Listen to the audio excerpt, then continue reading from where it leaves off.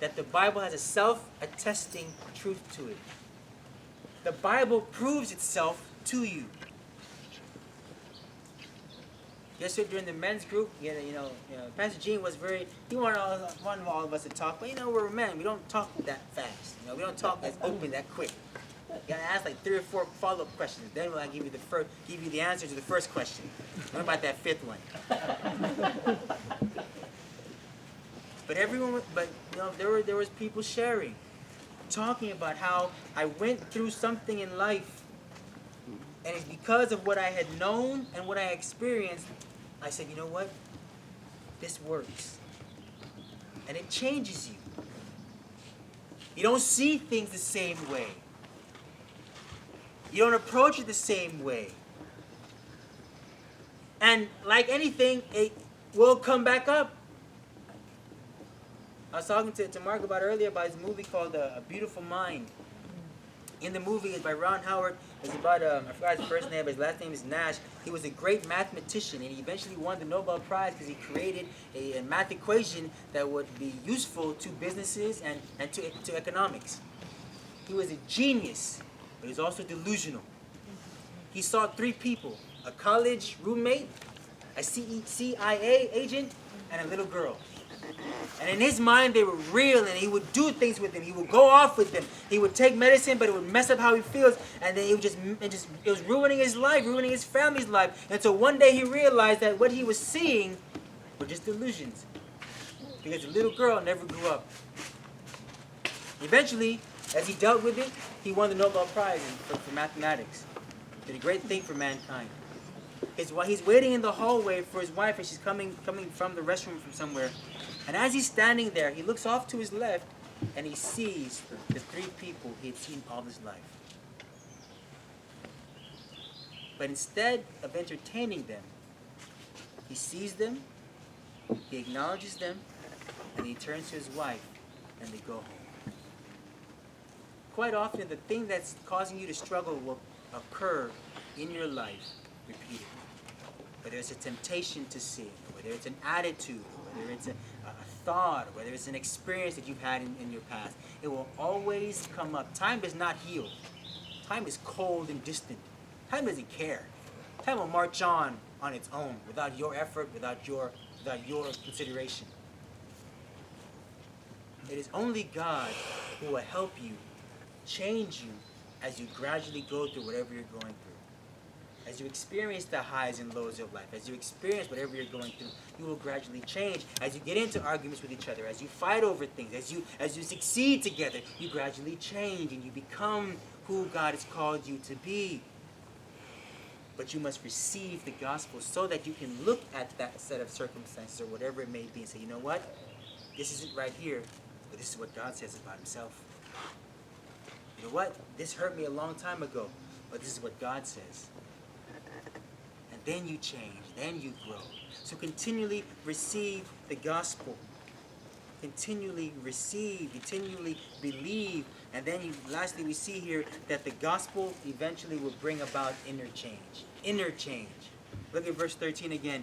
You received it and you welcomed it, not as the word of men, but as it is in truth, the word of God, which also effectively works in you who believe. The gospel is effective. The gospel has 100% guaranteed success. The gospel will change you when you give it time. When you invest in your life and in the life of others and you give it time, you will see growth. You will see someone who you did not see years ago. Who I am after 12 years of marriage, not who I was in my first year of marriage. God used that to change me, to mold me. As I saw my wife through the eyes of the gospel. As I saw my kid through the eyes of the gospel. Before it was real quick, be quiet or you get it. Now it's be quiet and let's talk. And if you still don't get it, you're going to get it. But it takes investment in yourself and in others, and it takes time. But there is change. Why? Look at verse 13. It is the effective works. Effective works, meaning successful in producing a desire or an intended result. The gospel is effective because it will produce its intended result. It will make you like Jesus Christ. It will make you like someone who can stand up like a lion and face life circumstances and face difficulties, but it will also make you like a lamb. Make you someone who is sensitive and caring and kind. Who wants to live with someone who's like a lion all the time? Always fierce, always do this, always be like this. Jesus Christ was the perfect man. He was a lion and he was a lamb. He was sensitive and caring and forgiving to those who needed it, but he was strong and fierce during the times of struggle and difficulty. And that is why the gospel is effective to change you. It will produce on a supernatural level. It will perform what God has intended for you. See, God has an intention for your life. God wants you to be someone who He can use and bring Him glory. And therein do you find your purpose and your fulfillment and your contentment when you use what God is using you to do. I praise God for my work at UPS, although it is hard and difficult, but it's become a place where I can witness. I enjoy walking. I do enjoy the outdoors and driving and doing these things. I enjoy it. I have 10 minutes a day usually to be with my coworkers. And it is in that area, that realm, that God uses what He does, what He's using in my life. The same for you as you go. Matthew 28:19. As you go, go in and make disciples. You don't got to step back, go to Africa. If you do, great for you. Or go to Thailand or go to Cambodia. If you can't, great and good. But look across the street, you'll probably see somebody who's not like you. If you're at work, you'll probably see ethnicity that's not like yours. It is therein do we become who God has called us to be. As we receive and believe in the gospel, it's effective. And you know what it's like when somebody introduces something to you. Hey, I got a discount at the store. You should go there too. You have no guarantee that when you get there, there'll be anything for you. But what do? You go. The gospel is effective. It can change you. Invest in it. Allow it to invest in you and give it time. Give it time. Today may not be like tomorrow. Today may be a struggle, it may be a grind, but give it time. Give it time. Allow God to work. Allow God to work in you. Allow God to work in the circumstances. And today may feel hopeless, but when you know you've got God, and you know He's powerful because He raised Jesus from the dead, you know He loves you because He saved you from the wrath to come. And even though at this time you feel weak and you feel unloved, know for certain that tomorrow may be different because of the God you know and you love, because you receive and you believe in what He has said. The day may feel hopeless, you may feel powerless, but God is not. Because not even death could stop His plan of bringing salvation to those who believe. He raised Jesus from the dead. It can change you. There's the thing now. It will change you on the inside. Look at verse 13. Which also works in you. In you. And sometimes, we get too caught up in the filter life. You know what I mean? We take a picture, we switch it up a little bit. We take it. I don't do it. I don't know. My wife does it. But Snapchat, whatever. Those filters, you can put your face in it and it gives you a new face. Sometimes we make it get caught up in that, in the filtered life.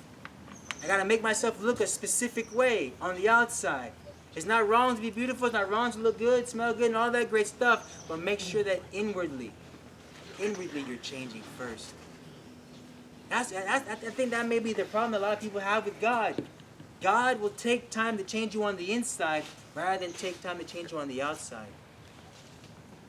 So if you want to go God's way, you will experience change, but it will take time. And at times it will hurt. At times it will be beautiful.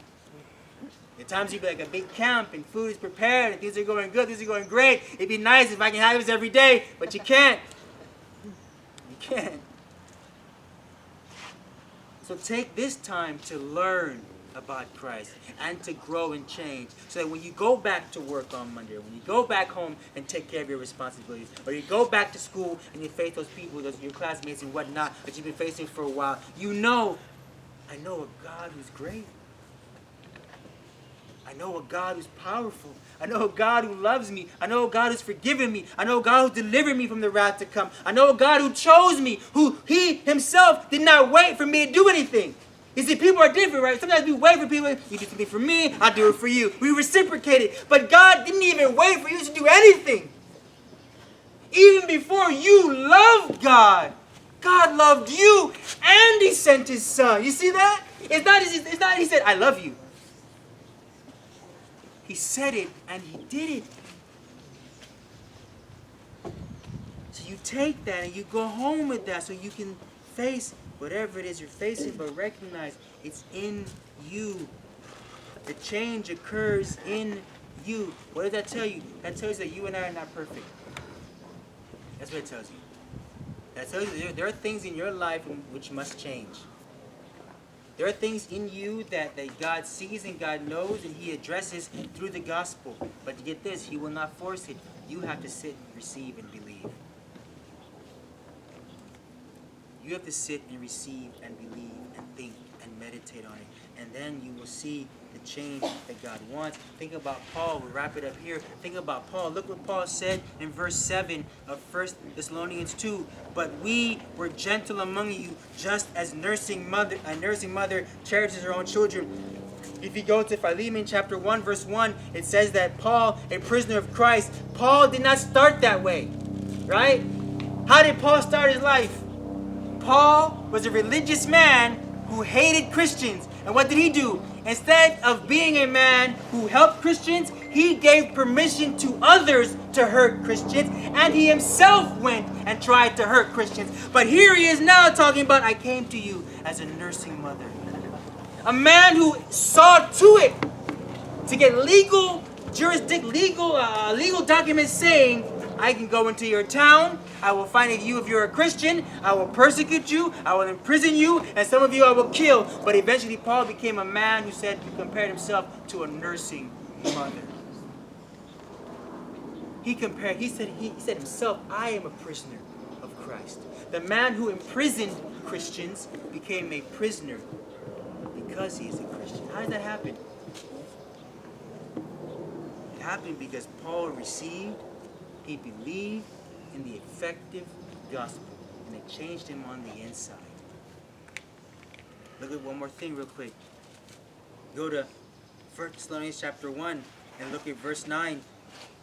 1 Thessalonians 1:9 says this, For they themselves declare concerning us what manner of entry we had to you, and how you turned to God from idols to serve the true and the living and true God. Paul was talking about their change. They were serving idols, they were worshiping idols, they were creating idols, they were doing everything for their idol, for the hope that maybe they will be saved by the idol. But when they heard the gospel, they received and they believed the gospel. It changed them, and they turned from those idols and they turned to God. If they turned to God, that meant that the idols were not bringing them to God. As I said before, either you will grow closer to God, or you will grow apart from God, the things you are trusting in. Whatever idol you have created, whether it's yourself, or whether it's money, or whether it's someone else, or whether it's attention, that idol will either draw you closer to God, or you will draw away from Him. In this case, because the Thessalonian believers received and believed the gospel, they turned from the idol and they turned to God. That is how you know that what you believe is from God. You see, Paul, he believed in God. He did. He truly believed in God, but it did not cause him to love others. It caused him to hate other people. So if you are believing certain things and you find that you cannot get along with people, you can't stand people, you just don't want to be around people, then what you believe may not be from God at all. It may be your own thought. Because eventually, as we'll see tomorrow, Lord willing, that when you grow closer to God, you also grow closer to others. As you love God, you also grow together with each other. That's what the gospel is. That's what the gospel is. So I encourage you, read the Bible, meditate on it, be in a place where you can receive it and believe it, because it can transform you. How much do you think our lunch is worth today? Right? I'm saying. Or how about this? How much, when you have lunch, how much would you pay to sit next to somebody? Now think about it. How much would you pay to sit next to somebody? Knowing you will have conversation, you'll eat, you'll talk, and what they may say will change you. You know what? Someone paid $4.57 million to have lunch with this one guy. Now it was the one who paid he had another group of people with him as well, about 17 of them, 18 of them. But they paid. They were willing to pay. It was a bid. They're willing to pay $4.57 million just to have lunch with this guy. This guy is actually Warren Buffett. And that makes sense. That makes sense. Yeah, it makes sense. Because they knew that they had certain parameters for their conversation. They couldn't talk about inside information. Warren Buffett's an investor, right? He's not going to give you information that will mess him up. But these people knew that if they could just sit down with the man, spend time with him, pick his brain about how he thinks, how he lives, what he does, I pray he doesn't eat too healthy. I pray he likes junk food too. But they knew if they could just sit down with him, they may be able to glean something, they may be able to receive something, and then believe something. And then hopefully it would change their financial future. So they paid $4.57 million just to have lunch with that guy. You know what? To sit down with Christ. It came at a price, though. It wasn't free to sit down with Christ. It came at the price of his own life. Just for you and I to be able to sit down with him, to receive from him, and to believe what he says and to change. And he did that because he loves you. He did that because he wanted to see you. You get that? Warren Buffett said, pay me, you can sit with me. Jesus said, you know what? I'll pay you. And I will sit with you. And you will learn. And you will grow. Take that opportunity. You know what I mean? Take it. Every day. Because that's what Christ has done for us. And that's what he wants to see so that we can all grow together by experiencing God. Let's pray. Heavenly Father, thank you so much for your words. The Bible is amazing, Lord. All these words that we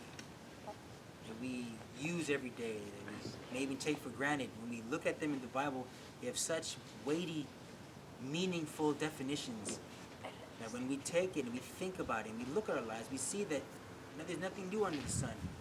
The same struggles that we experience today, the same successes that we experience today happened years ago. And it becomes an opportunity for us to see that you are a timeless God. The word is still relevant. Help us, dear Lord, to give it time, to invest ourselves in it, and to give it time. Help us, Father, to invest in each other and to give it time, so that we will all grow together to be your witnesses for the purpose of bringing you glory and growing your kingdom. In Jesus' name we pray. Amen.